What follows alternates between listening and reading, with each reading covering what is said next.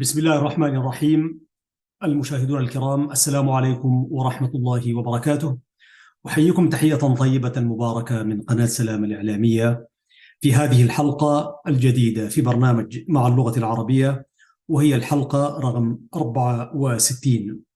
وفي البدء يقول الله سبحانه وتعالى في كتابه العزيز: لسان الذي يلحدون إليه أعجمي وهذا لسان عربي مبين. صدق الله العظيم. في هذه الحلقة مشاهدينا الكرام سنخصصها للشاعر اليمني الكبير الذي توفي قبل أيام، وهو الدكتور عبد العزيز المقالح، الذي توفي في صنعاء يوم الاثنين 5 من هذا الشهر. نسأل الله سبحانه وتعالى أن يتغمده بواسع رحمته ويلهم آله وذويه الصبر وحسن العزاء، ونسأل الله أن يجمعه في عليين مع الشهداء والصالحين وحسن أولئك رفيقا. الشاعر عبد العزيز المقالح يعتبر من شعراء اليمن الكبار، وقد أسهم إسهاما كبيرا في رفض ودعم هذه اللغة العربية، يعني دعمها شعرا وكتابة ومقالة ومؤلفات كثيرة كما سنرى في سيرته العطرة. كذلك هو رجل أكاديمي. الدكتور عبد العزيز المقالح وخريج مصر العربية في كل المراحل. نحن في هذه الحلقة من برنامج مع اللغة العربية أسأل الله سبحانه وتعالى أن يجمعه مع الصحابة وأولئك المؤمنين إن شاء الله. تقول سيرته الذاتية: توفي يوم الاثنين 5 من شهر ديسمبر الشاعر اليمني الدكتور عبد العزيز المقالح في العاصمة صنعاء عن عمر ناهز 85 عاما إثر صراع مع المرض. يعد المقالح عزيز المشاهد وعزيزة المشاهدة رائد القصيدة اليمنية المعاصر، وتدين له أجيال من شعراء اليمن الشباب بالأبوة الرمزية، وهو يعد إلى جانب علي أحمد باكثير الذي ولد عام 1910 وتوفي عام 1969. يعتبران من أبرز الأدباء اليمنيين الذين لهم حضور وحظوة كبيرة في الوطن العربي. وطبعا لا يذكر الشعر والأدب اليمني وإلا يذكر عبد الله البردوني، ذلك الشاعر اليمني المجيد، يعني رحمة الله عليه هو الآخر. وكتب الشاعر الراحل عبد العزيز المقالح أولى محاولاته وهو بعد طفل على ضفاف الحزن الشفيف، ونشرها باسم ابن الشاطئ غير مصدق أن ما يكتبه شعر. ومن إيقاعات حزن عديدة جمع أيضا محاولاته الشعرية في ديوان سماه دموع في الظلام. كانت أولى قصائد المقالح الموقع باسمه وتحمل اسمه من أجل فلسطين أواسط الخمسينيات في القرن الماضي، وظلت فلسطين وقضايا الأمة العربية والإسلامية منذ ذلك التاريخ قبسا مستمرا في دواوينه الكثيرة. وبعد أن أصبح شاعرا وناقدا ومثقفا علما يرمز إليه ويشار إليه بالبنان في اليمن الشقيق. نحن طبعا كأمة إريترية عزيز المشاهد تربطنا باليمن الشقيق واصر الجيرة والإسلام والعروبة والمصاهرة، وكذلك حتى النضال. هنالك عدد من الإخوة اليمنيين التحقوا بالثورة الإريترية وأبلوا بلاء وطني عظيم. نذكر منهم على سبيل المثال الحصر المناضل أحمد القيسي، أحييه من هنا، وآخرون كثر. حتى في صفوف جبهة التحرير كان هنالك العديد من اليمنيين الإريتريين من أصول يمنية. وبالتالي من هنا يأتي اهتمامنا بهذا الشاعر اليمني الكبير. وقد نعاه اتحاد الكتاب والأدباء اليمنيين الدكتور عبد العزيز المقالح في بيان قال فيه: إن اليمن والأمة العربية والعالم الإسلامي خسروا بوفاة شاعر اليمن الكبير المقالح، واحدا من أهم الأسماء الشعرية التي مثلت إضافة ورصيدا لقصيدة التفعيلة والنقد العربي الحديث، علاوة على التعليم الأكاديمي الذي كان المقالح من أبرز أعلامه. وأضاف البيان ما تمتعت به قصيدته الحديثة ومقاله الرصين من سمات عززت من مكانته وكرست حضوره الإبداعي والإنساني اسما كبيرا وعلما عظيما من أعلام القصيدة العربية. ولد عبد العزيز المقالح عام 1937 في قرية المقالح بمحافظة إب في جنوب اليمن، وحصل على درجتي الماجستير والدكتوراه في اللغة العربية وآدابها من جامعة عين شمس في جمهورية مصر العربية. كذلك تميزت كتاباته في البداية بشيء من الكلاسيكية، لكن سرعان ما انفتح على الحداثة، وهذه الحداثة على الرغم من تحفظنا في ذلك المسمى وما تهدف إليه وما إلى ذلك، ولكن عبد العزيز المقالح الشاعر المرحوم كان له في القصيدة العمودية المقفاة الموزونة وفي قصيدة التفعيلة كان له باع كبير. تقلد المقالح المرحوم العديد من المناصب، منها رئيس جامعة صنعاء، ورئيس مركز الدراسات والبحوث اليمني، ورئيس المجمع العلمي اللغوي اليمني. حاز جوائز وأوسمة كثيرة، من بينها وسام فارس في الآداب والفنون من فرنسا عام 2003، وجائزة الشعر من مؤسسة سلطان بن علي العويس الثقافية في الإمارات، وجائزة أحمد شوقي للإبداع الشعري من اتحاد كتاب مصر عام 2019. أصدر المقالح 15 ديوان شعري، أبرزها لا بد من صنعاء.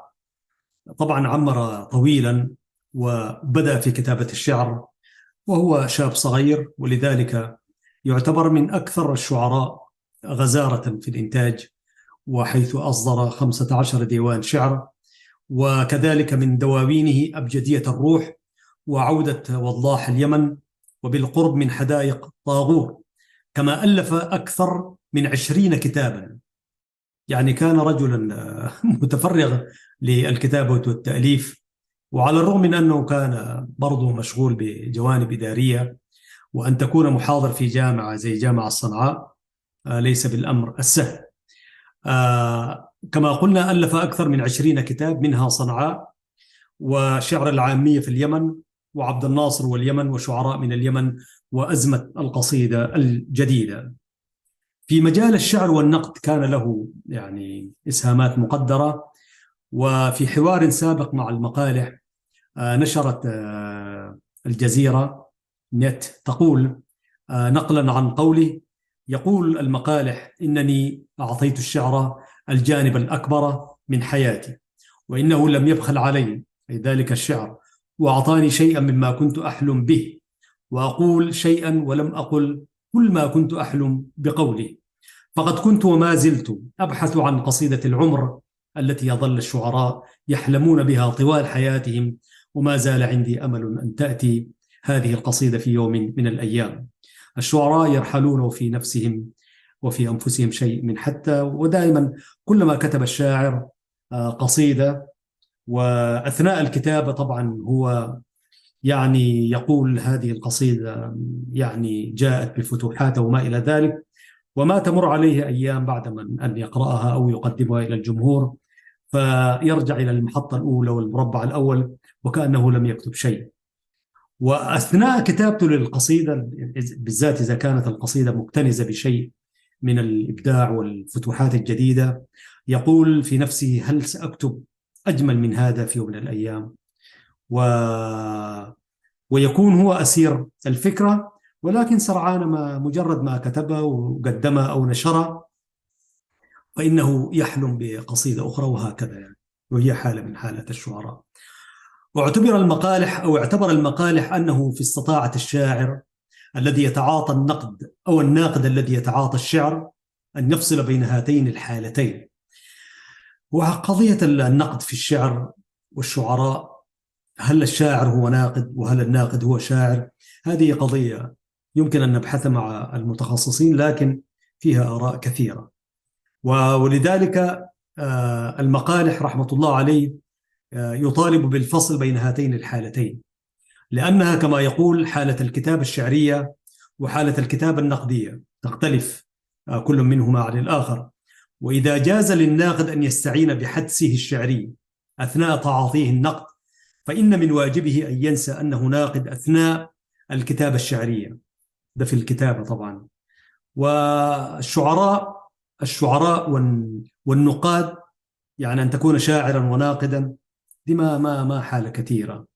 وأنا شخصيا يعني أراها أنه الشاعر يمكن أن يكون ناقدا مجيدا، وهذه رؤيتي الخاصة، ولكن الناقد لا يمكن أن يكون شاعرا. ولذلك إذا كان ناقد ما بدأ يقرأ في القصيدة، يعمل لها قراءة نقدية وهو شاعر، سيكون هنا منصف. أما أن يكون مجرد هو ناقد وليس له علاقة بالشعر، نقده أنا شخصيا لا أراه يؤخذ محمل الجد على المستوى الشخصي. يعني أنا لا أنكر هنالك كثر من النقاد هم ليسوا شعراء وينقدون في الشعر الحديث وغيره، الشعر القديم والشعر وما إلى ذلك. لكن الناقد يمكن أن أنا في تصور الناقد يمكن أن ينقد رواية، لأن الرواية هذه أنا لا أستسهلها، لكن يعني الرواية دي لا تتطلب ذلك، تلك الروح الشفافة، الحالة الخاصة التي يكتب بها الشاعر. وقد يكون الناقد كذلك ناقد في الكتابات العامة يعني. ولماذا يخصصون النقد في الشعر وفي الرواية وفي القصص بشكل عام؟ أنا لست أدري يعني. لأنه ما هو النقد؟ النقد أن تقرأ، تعمل قراءة وتحليل يعني. ولذلك حتى أنا في تقديري أنه الحالة الشعرية التي يكتب بها الشاعر يمكن أن يدرس تلك القصيدة شاعر آخر ويقدم رؤى الشاعر، الحالة التي كتب بها وكيف ذلك وما إلى ذلك، يمكن ليستفيد منها ليس الشعراء ولكن من يهتمون بتلك الدراسات أو الدراسات العلمية الأكاديمية، ليس إلا. ولكن أنا في تصوري الشاعر عندما يكتب قصيدته لا يحتاج إلى أن يقف على النقد التي يراها الشاعر أو الناقد عفوا. ولذلك إذا قرأ الشاعر دراسة نقدية أو حالة نقدية لشعره يقرأ، فقد يتعجب كثير يعني، لأنه الناقد حيقول كان يقصد كذا وكان يقصد كذا، والمعنى في بطن الشاعر كما يقال. ولذلك أحيانا أنت بتضحك وأحيانا يلامس هوى فيك ويلامس فعلا حتى كده أنت كنت قاصدها، أحيانا يمشي بعيد. لكن هذا لا يعني أنه أنا لا أقفل الأبواب أنه النقاد لا يتوجهوا إلى نقد الشاعر ويعملوا قراءات في شعره وقصيدته، لكن هذه على المستوى الشخصي. وهناك من يقرأ في قصائدنا وقصائد الآخرين، ولذلك يشكرون على ذلك، يعني على جهدهم، لأنه برضه هم يبذلوا جهد عشان ما يقرأ. نعود المهم لحديث المقالح في حديثه بين النقد بين حالة الكتابة الشعرية وحالة الكتابة النقدية. ويقول: إذا جاز للناقد أن يستعين بحدسه الشعري أثناء تعاطيه النقد، فإن من واجبه أن ينسى أنه ناقد أثناء الكتابة الشعرية، لأن لحظة حضور القصيدة إنما تنبثق عن العفوية والتلقائية والانبهار بهذا الكائن الجميل والاستمتاع بحضوره وألقه. وهذا لا يمنع الشاعر فيما بعد أن يجري على نصه الشعري بعض المراجعات النقدية التي يرى أنها ضرورة لإبرازه بصورة فنية أبهى وأكثر إشراقا. والله أنا قلت الرأي قبل أن أقرأ الرأي، وكأنه كأنه رأي يتطابق مع رأي المقالح. الشاعر يمكن أن يعمل نقده سواء كان على قصيدته أو قصيدة شخص آخر، لكن غير الشاعر في النقد أنا أشوفها هذه. وقد يكون هو الناقد هو لا يكتب شعر، ولكنه يتمثل حالة يعني قد يتجاوز حالة الشاعر. وهنا أنا أتذكر أنه أبو طيب المتنبي أشعر شعراء العرب كان يقول: ابن جني يعرف شعري أكثر مني. وهو كأنه يتحدث، فإذا التبس أمر على مجموعة كان يسألون ابن الجني، يسألون المتنبي فيقول اسألوا ابن الجني عن شعري لأنه يعرف شعري أكثر مني. كانوا يتحدث عن الحالة النقدية. هنا أنا أزعم فأقول أن ابن الجني كان شاعرا حتى لو لم يكتب، كان شاعرا، ولو لم يكن ذلك لما أتاح له المتنبي أن يسأل عن شعري وينقده وهكذا. وهذه برضو رؤية خاصة وشخصية. وقال المقالح شديد التفاؤل بأن في هذا الجيل من المبدعين من يحمل راية الشعر باقتدار، ويتحدث عن شعراء هذا العصر، ويهيئ نفسه لكي يحل محل الراحلين العظام أو العظام، وقد لا يكون بنفس المستوى، لكنه مع ذلك قادر على أن يحفظ للشعر مكانته ودوره في الحياة. وعن العولمة والشعر اعتبر المقالح أنه مما لا ريب فيه أن العولمة جنت على العالم العربي اقتصاديا وسياسيا واجتماعيا، وجنايتها على الثقافة والأدب كانت أفدح، فهي جناية تلامس الروح والهوية، نعم، وتسعى إلى خلخلة مفاهيم ورؤى ونشر النمطية والعدوان على اللغات واستهداف الأمة في أخص خصوصياتها. وأضاف المقالح في إحدى لقاءاته مع الجزيرة نت: قد يكون الشعر أول ضحايا هذه الهجمة الخطيرة، وتكاد تطالع ذلك في ما باتت تسمى القصيدة العالمية أو الكونية، التي تتماثل أشكالها ورؤاها من الصين إلى أمريكا إلى أوروبا إلى الوطن العربي. وقصائد هذه الموجة عديمة الانتماء، فاقدة الهوية، ولا معايير متينة تحكمها، وكثيرا ما يراها فاقد الموهبة مدخلا سهلا لحضورهم المفاجئ على خارطة الشعر المزعوم، كأنه يتحدث عن قصيدة النثر يعني. وكانت مكتبة قطر الوطنية كانت قد أقامت في الأسبوع الأول من شهر نوفمبر، يعني قبل وفاته بأيام، أقامت فعالية احتفائية بمرور 51 عاما على صدور باكورة دواوين الشاعر الراحل. وتضمنت الفعالية التي شهدها كل من الدكتور حمد بن عبد العزيز الكواري وزير الدولة القطري، ورئيس مكتبة قطر الوطنية وسفير جمهورية اليمن لدى قطر السيد راجح حسين بادي، عرض فيلمي قصير عن المقالح، وكلمة للروائي التونسي نزار شقرون، فضلا عن أنشطة ثقافية وفنية أخرى منها قراءات في شعر المقالح، وكان هنالك عزف. وأكد الكواري في كلمته بالفعالية أن المقالح يعد صوتا استثنائيا للشعرية العربية، فقلمه لصيق بوطني، وقد حمل منذ صباه ليس أوجاع اليمن فقط بل أوجاع أوطان العرب جميعا، موضحا أن المقالح استطاع أن يحفر مجرى نهره الخاص في الشعر العربي، فعبرت شعريته وعبرت عن حاجات الإنسان وآماله بلغة جديدة ومتجذرة في بيئته المحلية ومتجاوزة لها في آن واحد لاتصالها بمحن الإنسان العربي. وسنرى في قصائد عديدة، نحن سنقدم جملة من قصائده قبل الاستراحة للجزء الأول من هذا البرنامج. أنا سأقدم عدد من القصائد، ثم أعود بعد ذلك ونتحدث عن سيرته العطرة ومنتجاته ورؤاه في قضايا الأدب والشعر، ثم نختم بمجموعة أخرى من قصائد قراءة إن شاء الله.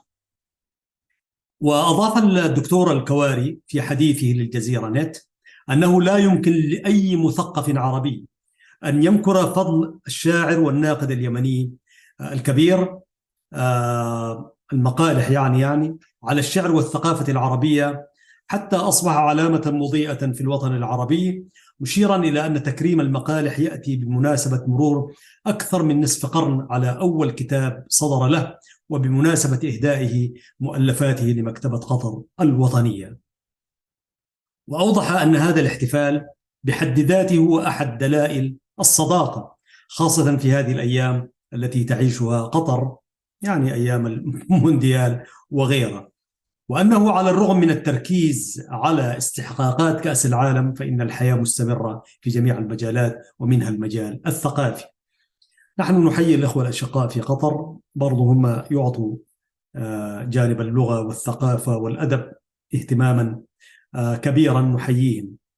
وأشار الكواري إلى أن الاحتفاء ليس مقصورا على العرب فقط، فمنذ أيام قليلة تم الاحتفاء بشعراء من آسيا الوسطى وإفريقيا وأمريكا اللاتينية، موضحا أن الصروح الكبيرة مثل مكتبة قطر بنيت من أجل رسالة مهمة، وهي أن تكون الدوحة عاصمة أبدية للثقافة العربية. وأضاف إن الأمم تتفاخر وتزهو بأدبائها ومفكريها أكثر من مواردها وثرواتها واقتصادها، موضحا أن هذا الأمر جزء أصيل من رسالة المكتبة ورؤيتها. المقالح وحد الشعراء. من جهته أكد السفير اليمني في الدوحة راجح بادئ للجزيرة نت أن الشاعر عبد العزيز المقالح لم يحمل هموم اليمن فحسب، بل حمل هموم العرب جميعا منذ بدايته في نظم الشعر قبل أكثر من نصف قرن، موضحا أن المقالح دائما ما يعبر في كلماته عن الحب والتقدير لكل ما هو عربي. والإنسان الذي يحترم العرب يعني نحن نحترمه، وإن احترام العرب وحب العرب جزء أصيل في الثقافة الإسلامية، ولا ينكو ولا يكره العرب ولا يجحد دور العرب إلا رجل يعني في قلبه ما دارين نقول مرض، ولكن في قلبه شيء من عدم الاكتمال بالنسبة إيمانيا، لأنك يعني وقد ورد في أحاديث كما يقول بعض العلماء في حديث المصطفى صلى الله عليه وسلم بيقول: أحب العرب لأني عربي، ولأن القرآن عربي، ولأن العربية لغة أهل الجنة. هذا حتى لو كان حديث ضعيف أو ليس معروف لكثير من الناس، لكن أنا سمعت هذا الحديث يرويه ويقول الشاعر الراحل الناقد الكبير العلامة القارئ للقرآن والملتزم برسالة الإسلام والدين أستاذنا وشاعرنا الكبير فراج الطيب السراج رحمة الله عليه، قالها في أكثر من محاضرة: أحب العرب لثلاث: لأني عربي، ولأن القرآن عربي، ولأن اللغة العربية لغة أهل الجنة. ولذلك أن تكون محبا للعرب لا تكون شعوبيا، هذا جزء أصيل في الإسلام. وأشار السفير إلى أن المقالح لم يكن يمنيا فقط، بل كان عربيا خالصا، فقد استطاع توحيد الشعراء وجعل صنعاء قبلة المثقفين والشعراء العرب الكبار أمثال محمود درويش وأحمد علي سعيد وغيرهما من الكثيرين الذين عشقوا صنعاء حبا في الشاعر عبد العزيز المقالح. وأضاف السفير اليمني أن المقالح ظلم إعلاميا، أي أصابه الظلم في السنوات الأخيرة التي مرت بها اليمن، ويمكن أن نطلق عليها العشرية السوداء في حياة المقالح، والتي تسببت في عدم معرفة الأجيال العربية الجديدة بالدكتور المقالح جيدا. تابع: لكن المؤكد أنه أي المقالح قامة عربية كبيرة وينتمي لجيل الكبار، فلا يكاد يوجد شاعر أو مثقف عربي لا يعلم من هو المقالح ولا يعرف إضافاته الشعرية أو إضافاته الشعرية في الشعر العربي وللمكتبة الثقافية اليمنية والعربية. ولكن الظروف التي مرت بها اليمن أثرت كثيرا على حضور الشاعر الكبير في المحافل الدولية. أنا سأتوقف هنا قراءة على سيرته، ولكن قبل أن نختم هذا الجزء في الجزء الأول من هذه الحلقة، أدعوكم أنساتي سيداتي سادتي للاستماع إلى هذه القصائد التي سأقرأها، وهي من قصائد الشاعر الكبير عبد العزيز المقالح، جملة من القصائد التي تضمنها ديوانه. يقول في قصيدة تأملات حزينة فيما يحدث عبد العزيز المقالح يقول: حزين أنا والنهار،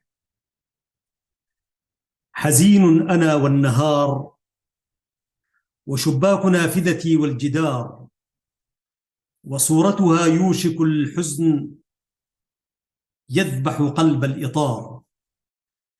حزين أنا والنهار، وشباك نافذتي والجدار، وصورتها يوشك الحزن يذبح قلب الإطار. كتابي حزين وهذا القلم، وعصفورة خلف بابي تنث الألم، وأشجار حارتنا والكلاب حزينة، ووجه المدينة وفي الأفق غيمة حزن ترش الفضاء، تعد مشانقها للنجوم، تنقر وجه الضياء، نهارا يقولون ولكنه كالمساء. هناك على شارع الشمس حيث الظلام الصدى يداعب قطتنا، يحفر الليل في الحائط الأرمد لتدفن في ظله الأسود. يحفر الليل في الحائط الأرمد لتدفن في ظله الأسود بنيها، وتأكلهم ساعة المولد. هناك قلوب كثيرة، عيون كثيرة تدق في ثورة عاصفة، لكنها واقفة وأقدامها راجفة، تريد لتمشي لتصنع شيئا ولكنها خائفة. وفي حينها يرتد الناس أحزانهم ثم لا يهرجون البيوت، يظلون فيها عرايا كالعنكبوت، لتغزل أحزانهم نسجها الدائري وتهدمه في انفجار صموت. موائدهم مثقلات ولكنهم دون قوت، لأن الصباح على كل عين وفي كل باب يموت.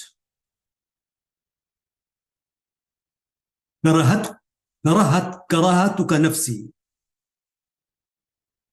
كرهتك نفسي، كرهت الحروف التي غرقت في الدماء، كرهت الجبال، كرهت السهول ووجه السماء، كرهت الخناجر تهتف ظامئة للظما، كرهت البصيرة مفتوحة وكرهت العمى.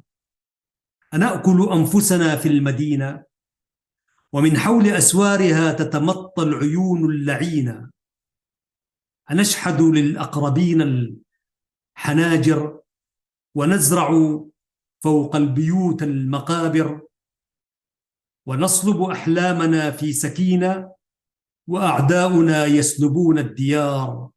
شموع النهار أقول لكم إننا تافهون، وإن مدافعنا كالقلوب جبان، نوجهها حيث يحتشد الظالمون، فترجع خائبة ومهانة لتحصدنا لتسد العيون. فلا تجتلي في الدخان رؤوس الخيانة. أغسطس 1968 من البدايات، في بداياته الشعرية. ونقرأ كذلك من أحد دواوينه قصيدة أسئلة ومرايا: هل أخطأت طريقي؟ هل أخطأت طريقي حين اخترت الحرف فضاء وجناحا؟ أطلق قلبي في ملكوت الذكرى، بحث في نفق لا ضوء فيه، عن برق مسجون يرسم لليل صباحا. هل أخطأت طريقي فانسكب الحرف على دربي شوكا وجراحا؟ يا أمي كنت جنينا في جوف الورد، وكان الورد جنينا في جوف الماء، وكان الماء جنينا في جوف الرعد. كيف تخلى عني الورد؟ تخلى جسدي عن روحي. كيف تخلى الماء عن الماء الرعد الوعد؟ تحملني الريح على أعراف أصابعها، ويواريني الليل على أطراف أصابعه. يتسول لغة من تابعه، أتعثر أغفو أشكو، فيليلني صمتي بمواجعه، وينام على صدري كل مساء. دثرني صمتي بلحاف من ماء الكلمات، وأخفى رأسي تحت سحابته. لم أندم، عانقت الصمت، وأيقظت حروفي وطقوس شجوني فيه، وأطلقت لأجفاني ماء الحزن وغيم الحسرات. نصف بلادي لا تكفي، نصف صباح لا يكفي، نصف صديق لا يكفي، ويخاتلني فرح ينشر ضوءا مكسورا فوق مسائي. أية أشباح تسرق نصفي، أي غراب يصطاد إذا الليل غنائي. عيناك غدي، عيناك ظلال ترقص فوق بقايا روحي. يا واحة ضوء بضفائرها تنهل، وتغسل قمصان الخوف، تبلل بالذكرى كبدي.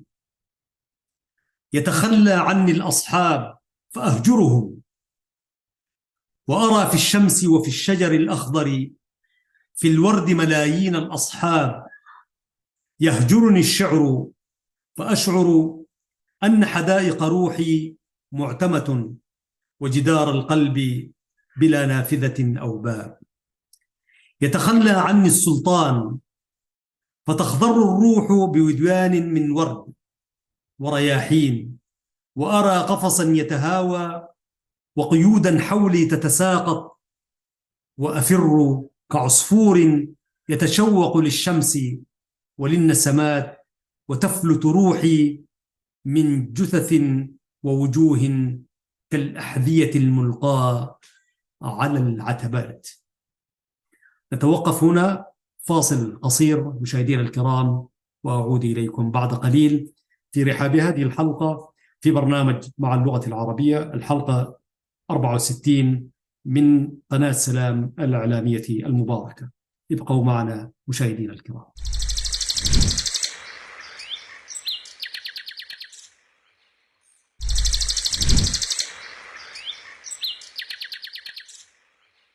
المشاهدون الكرام، السلام عليكم ورحمة الله وبركاته. أحييكم مرة ثانية وأرحب بكم في الجزء الثاني من هذه الحلقة في برنامج مع اللغة العربية من قناة سلام الإعلامية المباركة. ولا نزال نتحدث عن الشاعر اليمني الراحل الذي رحل قبل أيام. نسأل الله أن يتجاوز عن سيئاته ويتقبل حسناته إن شاء الله، ويجمعه بمحبيه من المسلمين بإذن الله.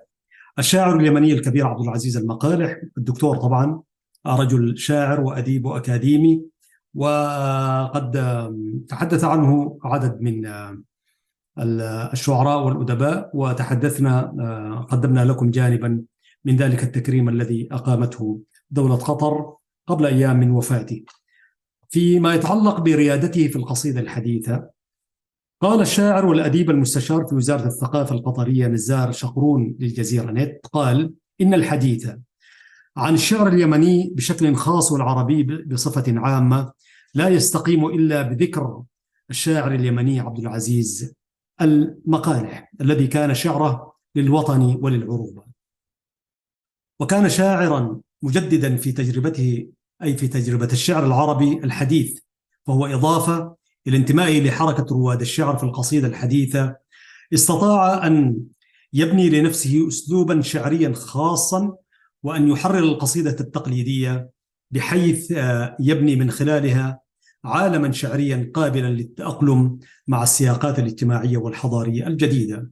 طبعا هذه المدرسة فيها الكثير من اللغط، وفيها كثير من ما ربما نحن أشرنا إليه في كثير من برامجنا، لكن هنا نحن نتحدث عن شاعر أيضا أسهم إسهام مقدر، وباعتباره رجل أكاديمي ودعم هذه اللغة العربية، وحاول قدر الإمكان أن يجدد ولم يستطع أن يتخلص من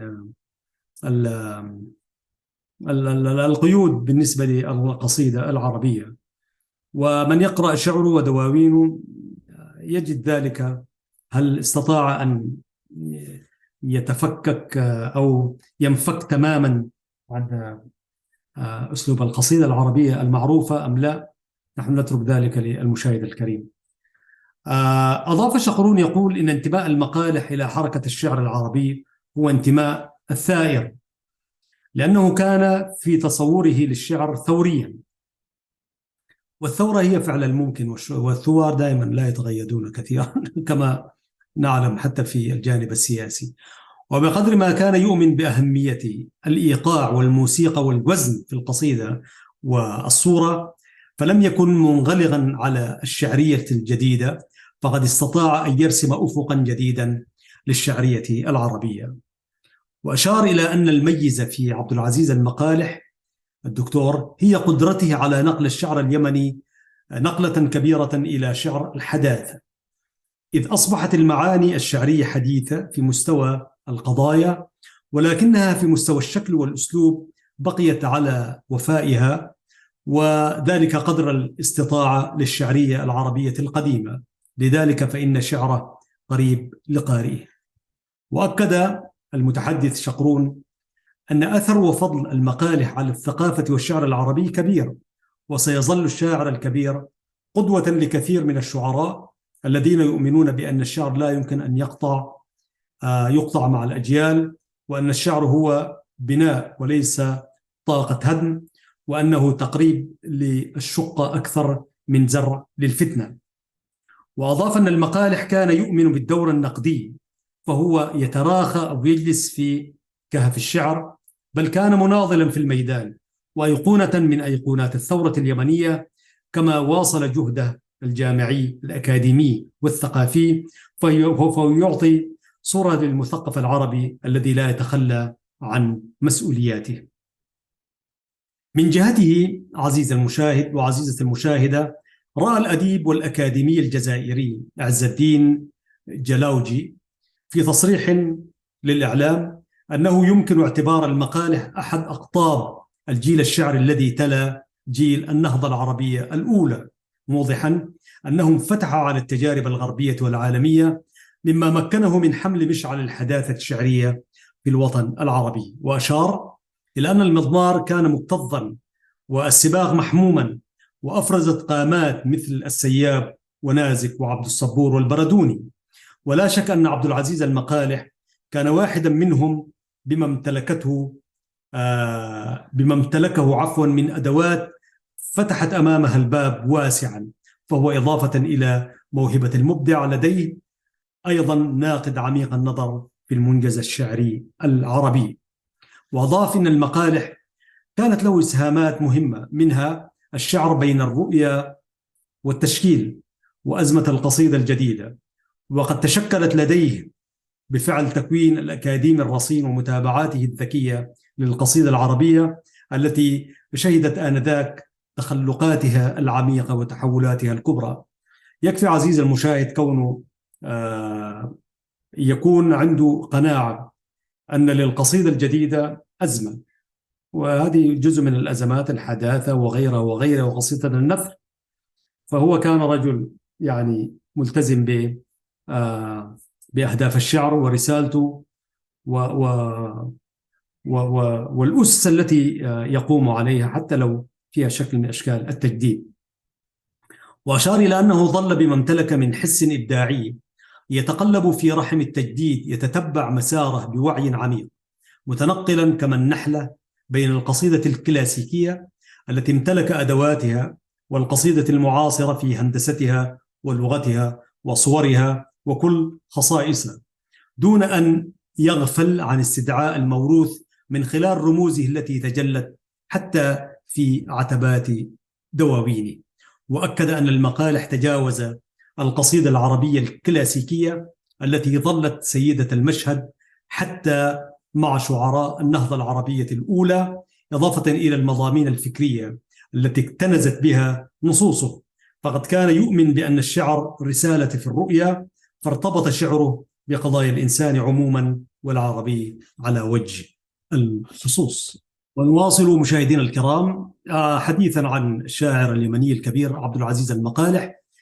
فكما ذكرنا بدأ كتابات الشعر عندما بلغ 14، طبعا بدأ في وقت مبكر، ودرس مع مجموعة من العلماء والأدباء في مدينة صنعاء. تخرج أولا من دار المعلمين في صنعاء عام 1960، وواصل تحصيله العلمي حتى حصل على الشهادة الجامعية عام 1970، كما حصل على شهادة الماجستير من كلية الآداب جامعة عين شمس عام 73، وشهادة الدكتوراه من جامعة عين شمس مصر يعني 1977. وهو أستاذ الأدب والنقد الحديث في كلية الآداب جامعة صنعاء، وكان رئيس جامعة صنعاء من عام 1982 وحتى عام 2001، ورئيس مركز الدراسات والبحوث اليمني، ورئيس المجمع العلمي اللغوي اليمني. وخلال تولي عبد العزيز المقالح رئاسة جامعة صنعاء، تحولت العاصمة اليمنية إلى مقصد لكبار الشعراء والمفكرين والمثقفين العرب وحتى الأجانب، وآلاف من عشاق الآداب والعلوم والفنون. فيما يتعلق بالجوائز والأوسمة التي نالها المقالح، كانت منها جائزة اللوتس 1986، وسام الفنون والآداب في عدن 1980، وسام الفنون والآداب من صنعاء 1982، جائزة الشارقة للثقافة العربية بالتعاون مع اليونسكو باريس 2002، وكذلك وسام الفارس في الآداب والفنون من فرنسا عام 2003، وجائزة الثقافة العربية من المنظمة العربية للتربية والثقافة والعلوم 2004، وجائزة الشعر من مؤسسة سلطان بن علي العويس الثقافية في الإمارات كما أشرنا في الجزء الأول، وجائزة أحمد شوقي للإبداع من اتحاد كتاب مصر 2019. كما ذكرنا أصدر جملة كبيرة أي 15 ديوان من الشعر، أبرزها لا بد من صنعاء، وأبجدية الروح، وعودة وضاح اليمن بالقرب من حدائق طاغور، كما ألف أكثر من 20 مؤلفا. فيما يتعلق بالدواوين الشعرية نذكر كذلك بالإضافة لما ذكرنا الكتابة بسيف الثائر علي بن فضل، والخروج من دوائر الساعة السليمانية، والراق الجسد العائد من الموت، أبجدية الروح، هذه كلها عناوين دواوين. كتابة القرية، كتاب الأصدقاء، كتاب بلقيس وقصائد لمياه الأحزان وغيرها، وكذلك الحورش الشهيد المربي، أزمة القصيدة العربية. علي أحمد باكثير رائد التحديث في الشعر العربي المعاصر. هذه ليست عناوين، نعم هي عناوين دواوين شعرية، وكانت له إضاءات كذلك في الدراسات عن شعره، يعني عن شعره قدم عدد من المختصين دراسات نقدية، منهم الدكتور عز الدين إسماعيل والدكتور أحمد عبد المعطي حجازي وآخرون، تحت عنوان إضاءات نقدية. وكذلك النص المفتوح دراسات في شعر الدكتور عبد العزيز المقالح، مجموعة من النقاد. بنية الخطاب الشعري للدكتور عبد الملك مرتاض، وشعرية القصيدة عند الدكتور عبد الملك مرتاض. الحداثة المتوازنة عبد العزيز المقالح. الحرف، الذات والحياة، أجرى ذلك الدكتور إبراهيم الجرادي. كذلك المضامين السيكولوجية في شعر الدكتور المقالح، دراسة نقدية قدمها جاسم كريم حبيب. 3 شعراء معاصرين من اليمن باللغة الإنجليزية قدمها بهجة رياض الصليب، وكذلك الدكتور عبد العزيز المقالح، ناقدا الدكتور ثابت بداري للتواصل. وفيما يتعلق ذكرنا أن الدكتور عبد العزيز المقالح يعتبر رائد القصيدة اليمنية المعاصر، وقدمنا نماذج من شعر الدكتور. نأتي الآن ماذا قال عبد العزيز المقالح عن الشعر. كنا ذكرنا جانبا منه أنه أعطى للشعر كل شيء، لكنه لم يجد كل شيء من الشعر.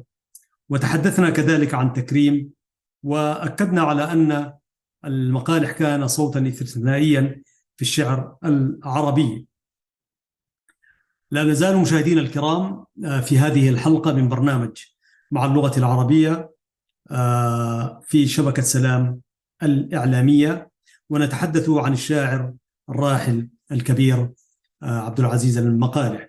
توفي الأديب اليمني البارز الدكتور الأكاديمي والشاعر والناقد والكاتب عبد العزيز المقالح في 28 من نوفمبر 2022 في العاصمة صنعاء اليمن، عن عمر ناهز 85 عاما.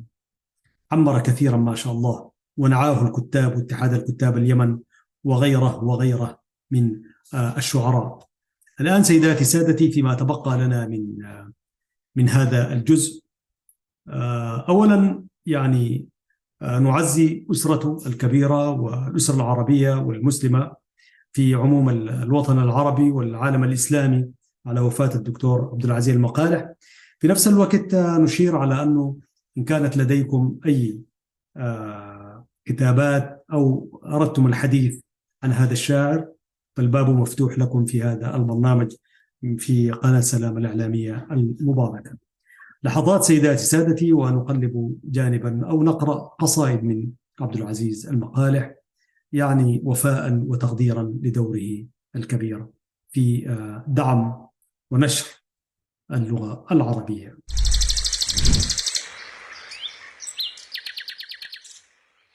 مشاهدينا الكرام، نأتي الآن إلى قراءة قصائد من الشاعر عبد العزيز الدكتور عبد العزيز المقالح. يقول في واحدة من قصائده: أبعد الشعر عني، أبعد الشعر عني، خذوه بعيدا بعيدا، فقد رابني أثقلت روحي الكلمات، وأجهدني البحث عن لغة لا تموت إذا هطلت في سطور الكتابة. من فضلكم أبعد الشعر عني، لقد حال بيني وبين الفضاء الذي كنت أمشي عليه بقلبي، وأصطاد ما أشتهي من نجوم ومن سحب شاردة. أبعد الشعر، هذا الذي كاد يسلمني للهلاك حين خانتني الشطحات وألقت ظلال كلامي إلى حيث ما كنت أدري ولا أشتهي. يا لخوفي من الليل، ليل النفوس المليئة بالشك، تلك التي ليس تدرك ما الشعر ما الكلمات، وماذا وراء المعاني وخلف شرود الكلام.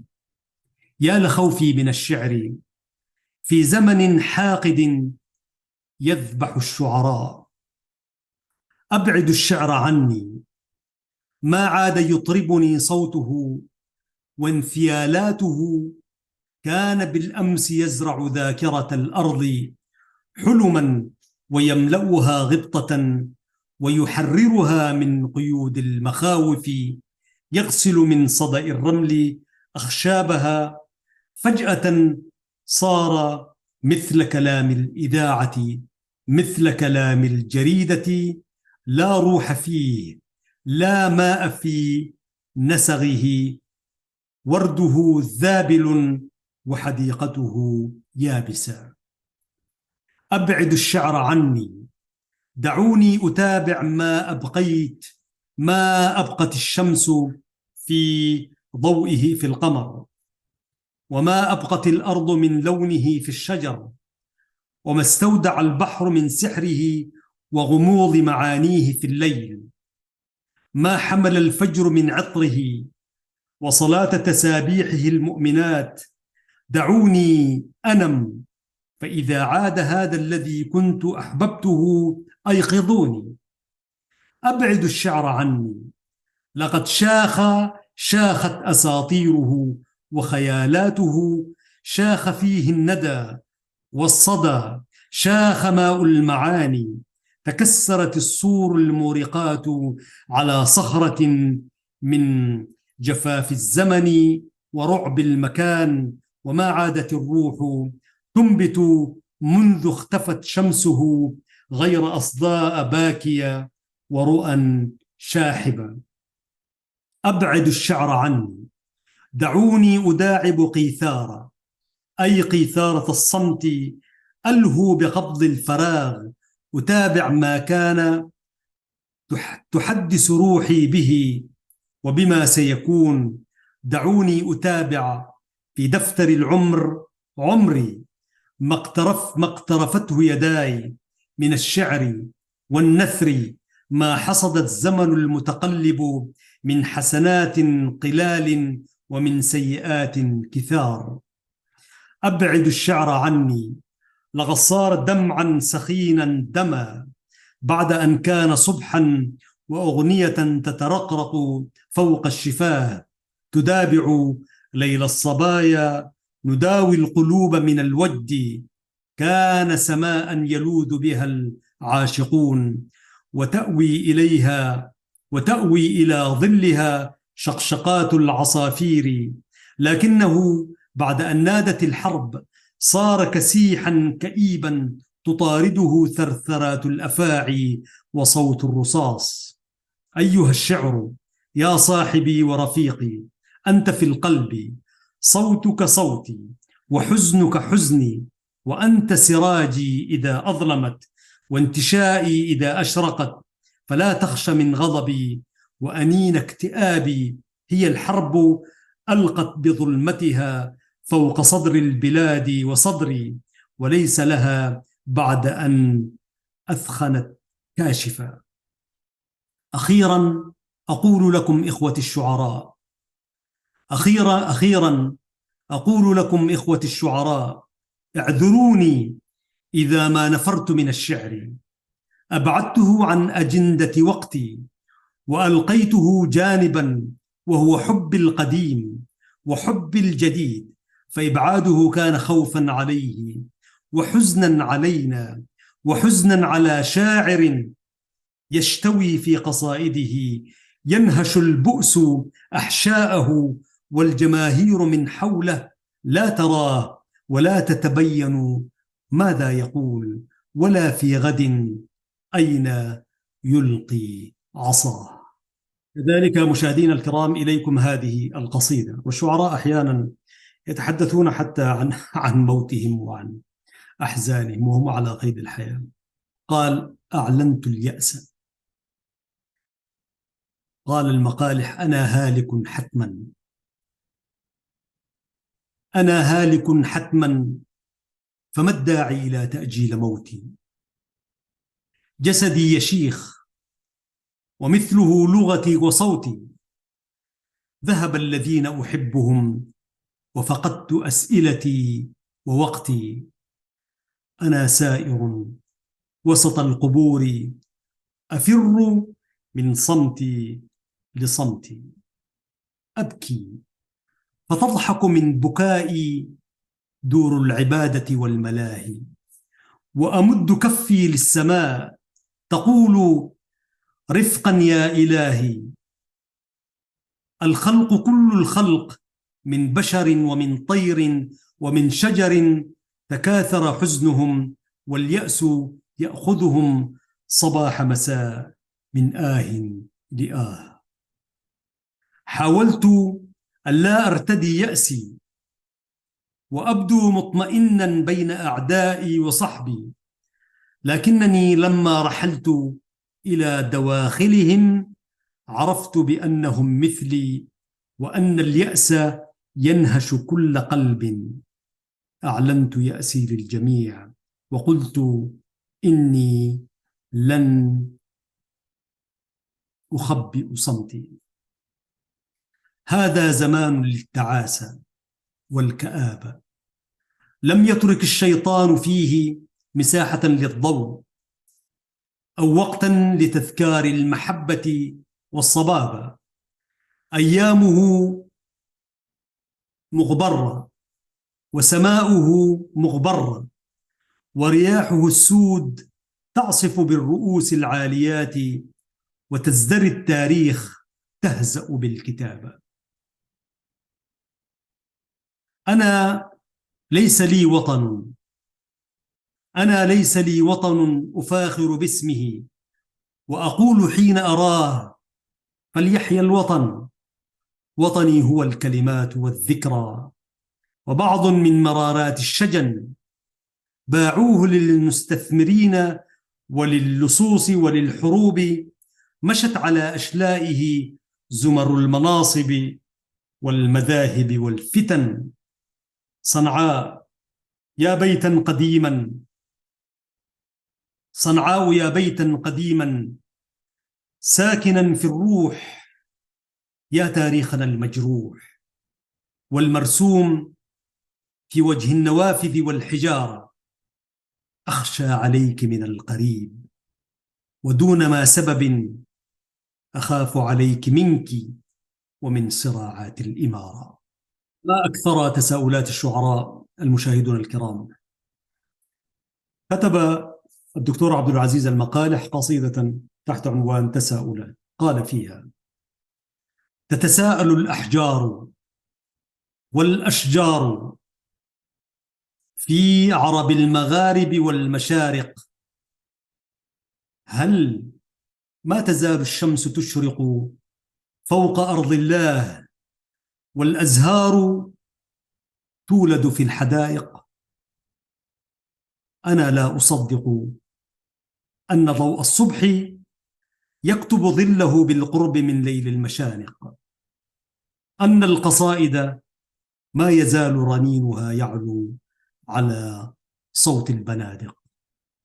الموت آت لا محالة، الموت آت لا محالة، والحياة تسير لاهثة الخطى، لا شيء يحدث في الأزقة والشوارع، قتلى وجرحى لا يهم، وألف جائعة وجائع يتناوبون عشية وضحى على طبق الحصى وسماع أنات المدافع.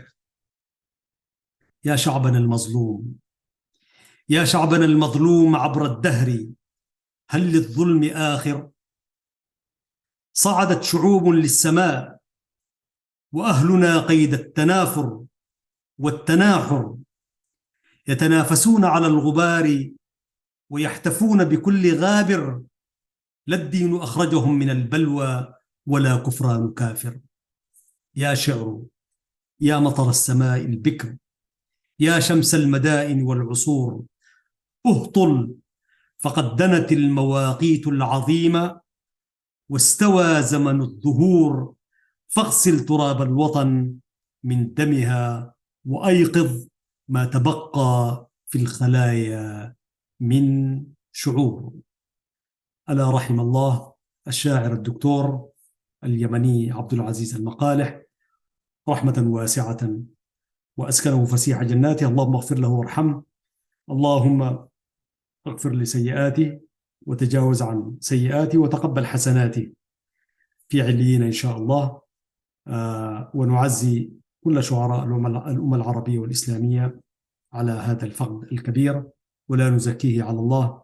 كل نفس ذائقة الموت، وإنما توفون أجوركم يوم القيامة، فمن زحزح عن النار وأدخل الجنة فقد فاز، وما الحياة الدنيا إلا متاع الغرور. صدق الله العظيم. أيها الإخوة والأخوات، كنا في رحاب الحلقة رقم 64 في برنامج مع اللغة العربية من قناة سلام الإعلامية المباركة. تحدثنا فيها عن مآثر وسيرة وإنجازات الدكتور الشاعر اليمني الكبير عبد العزيز المقالح. آمل سيداتي سادتي أن ألتقيكم في الحلقة المقبلة بإذن الله. حتى ذلكم الحين نقول ما قاله الله سبحانه وتعالى: لسان الذي يلحدون إليه أعجمي وهذا لسان عربي مبين. تحياتي في الإعداد والتقديم محدثكم أحمد شريف، وكذلك تحيات الطاقم الفني في الإخراج والمونتاج الذين يخرجون لكم هذه الحلقة بهذا الثوب الأنيق الجميل. السلام عليكم ورحمة الله وبركاته.